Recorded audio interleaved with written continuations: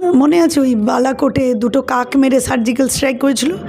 ওরা ভাবছেন যে এত বাংলাদেশে বিশাল একটা ইস্যু এখন পেয়ে গেছেন, মানে হিন্দুত্ব, এতদিন তো হিন্দুত্বের তেল মুখে মানে রোদ পোয়াচ্ছিলেন, যে ওনারা বলছেন যে হিন্দু রাষ্ট্র করবেন। খুব ভালো কথা।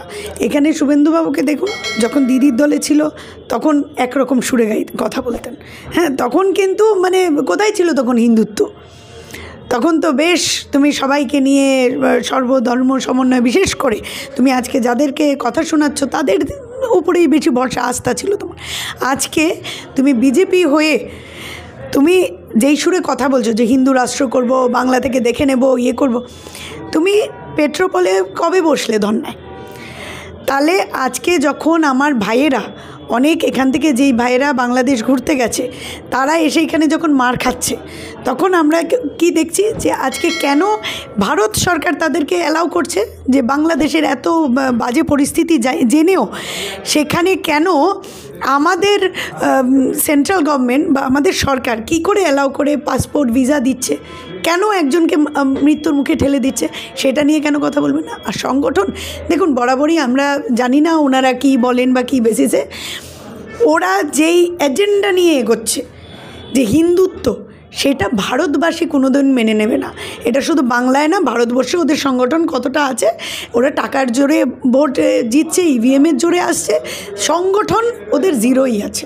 ওই আরএসএসকে দিয়ে দিয়ে তলে তলে কাজ করে যাই করুক না কেন, আমার তো মনে হয় যে সংগঠন আছে বলে কিছু আমার মনে হয় না। কেন্দ্রীয় বিজেপি থেকে বঙ্গ বিজেপিকে যে টার্গেট দেওয়া হয়েছিল যে 1 কোটি সদস্য পূরণ করতে হবে, কিন্তু সেই দাবি তো তারা পূরণ করতে পারলোই না। 30 লাখ হয়েছে কিনা তা নিয়েও সন্দেহ প্রকাশ করছেন তারা।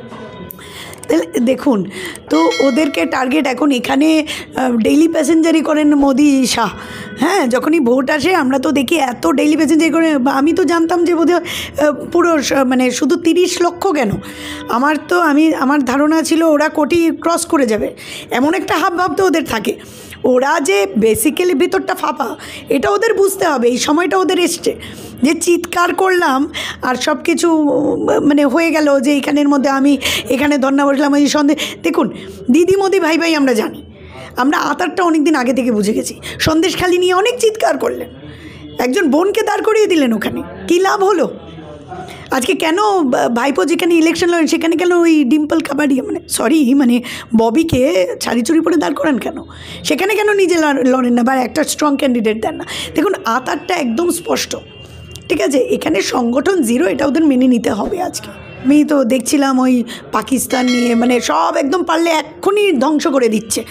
একটা সময় ছিল 71 সালে যখন ইন্ডিয়ার কাছে কিচ্ছু ছিল না, কোথায় ছিল সেই সামরিক বাহিনী, কোথায় ছিল আমাদের কি মানে একটা আলপিন ইন্ডাস্ট্রিও যখন ছিল না, সেখান থেকে নেহরুজি ক্রমে ক্রমে এসে ইন্দিরাজি যেইভাবে ভারতকে তুলে নিয়ে গেছে, একটা মাত্রা দিয়েছে, সেই জায়গাতে আজকে মানে যদি আমি 71-এর সাথে তুলনা করি, তখন কিছু না থাকা সত্ত্বেও মানে নৌবহরকে, সপ্তম নৌবহরকে রক্তচক্ষু দিয়ে দেখিয়েছিলেন মা ইন্দিরা গান্ধী।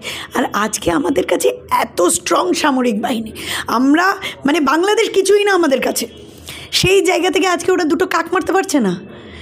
ওই বালাকোটে একটা সার্জিক্যাল স্ট্রাইক শেষ, আর এই সার্জিক্যাল স্ট্রাইক করুক না, একটু দেখি না যে স্বর্ণ মন্দিরের মতো সার্জিক্যাল স্ট্রাইক করুক, তো তখন আমরা বুঝবো যে কাকে বলে সার্জিক্যাল স্ট্রাইক। বড় বড় ভাষণ বাতলাবাজি ওদের আছে, এছাড়া আর কিছু নেই।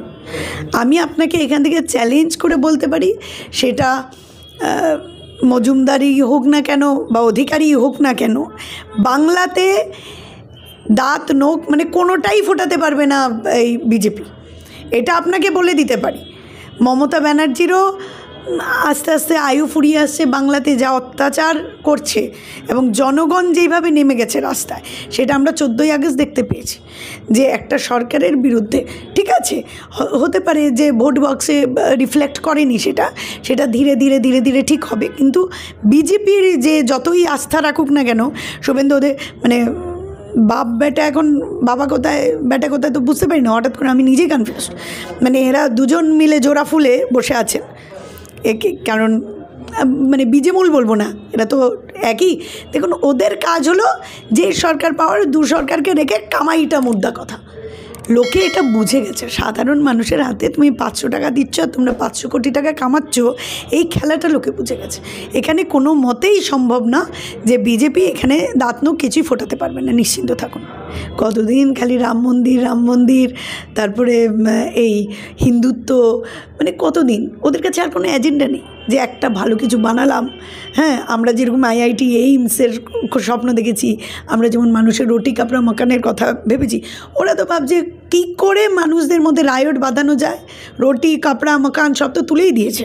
রুটি খেতে গেলে আমরা জানি যে মানে এখন আপনি, আমারও পেটে আগুন আছে, গ্যাসে আগুন জ্বলছে না, সেটা আমরা সবাই জানি। দ্রব্যমূল্যর বৃদ্ধি আমরা সব কিছু দেখেছি। এখন ফ্যাশন শো করাচ্ছেন, মানে বললামই তো আপনাকে, কামাইটা আসল কথা। যেদিকে কামাই এদিকে আমরা আছি। উন্নয়ন, ফ্যাশন দিয়ে উন্নয়ন করবেন, এদিকে আমাদের মায়েরা রাস্তাতে শুয়ে পড়ে, যে গরিবেরা আছে, গরিব গুরব মানে, এরা শীতের দিনে একটা সোয়েটার পায় না, ওনারা ফ্যাশন শো করুক।